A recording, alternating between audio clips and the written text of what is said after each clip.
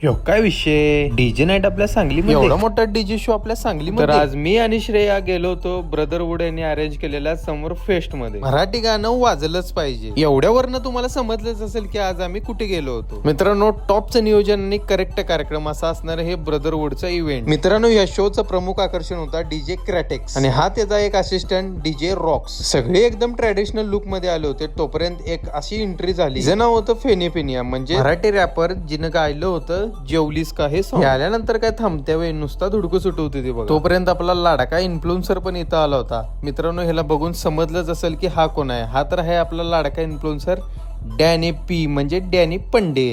पंडित आणि फेनेपेनियाची गाठ घेतली आणि आपण डायरेक्ट गेलो होतो खाली नाचायला तोपर्यंत लगेच डीजे क्रॅटेक्स आल्यानंतर काय सगळे धुडकूस करायला सुरुवात केली लगेच त्यानं म्हटलं मराठी वाजलंच पाहिजे एवढं म्हटल्यावर मी थांबतोय लगेच गेलो आणि खाली पब्लिक मध्ये नाचायला सुरुवात केली आणि आपल्या बरोबर सोबत खूप इन्फ्लुएन्सर पण होते बघा